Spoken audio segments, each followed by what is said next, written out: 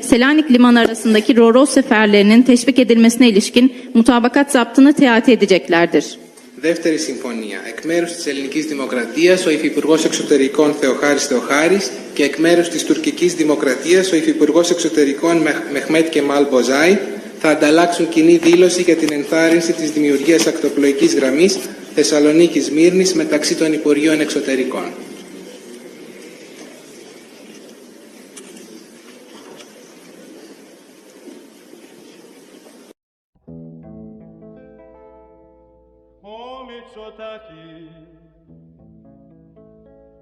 Είναι ο μπαμπάς σου.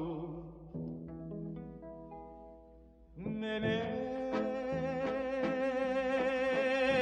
βάλε λίγο ένταση σαν ηχεία, γιατί έρχεται ο πρωθυπουργός σου με φρέντ. Ο Μητσοτάκης είναι ο μπαμπάς σου, βάζει τάξη στη φάση και χαλάει τα πλάτ σου. Τρέχουν τα ντεμπάτε και τα πανέλ μπροστά σου, γιατί ξέρουν καλά. Είναι ο μπαμπάς σου. Ο Μητσοτάκης είναι ο μπαμπάς σου. Γράφει νόμους και χαλάει τα πλάτ σου. Και τα κόμματα φωνάζουν από το άρχιος του. Πάλι μας πέρασε ο μπαμπάς του. Στροφή.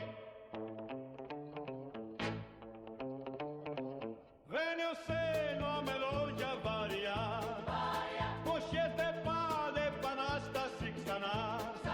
Αλλά όταν έρθει η ώρα για σχέδιο και χάρτη, ψάχνουν Google Maps να βρουν οικονόμου τη γραμμή.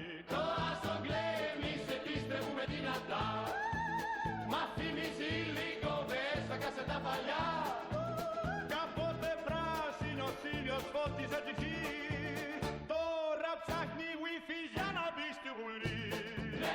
Ο Μητσοτάκης είναι ο μπαμπάς σου, βάζει τάξη στη βάση και χαλάει τα πλάτ σου. Τρέμουν τα ντεμπάτε και τα πανέλ μπροστά σου, γιατί ξέρουν καλά. Είναι ο μπαμπάς σου.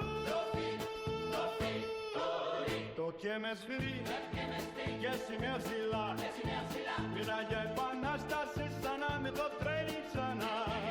Μα ο κόσμος έχει ίντερνετ, δουλειές και cloud, και το κομμά γράφει manual. Σε τσάιπερ ράιτερ out, συγκίτω το ακέλε λέει φέρνουμε αλλαγή. Αλλά το πρόγραμμα μοιάζει λίγο με δεζαβού εποχή.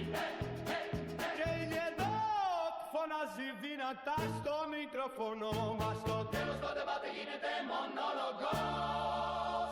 Και στο τέλος της ημέρας είναι που απλά η πολιτική είναι σκάκι. Όλοι σιγά φαίνια κάτω, κάποιοι παίζουν τσέκερ, κάποιοι παίζουν γκολ.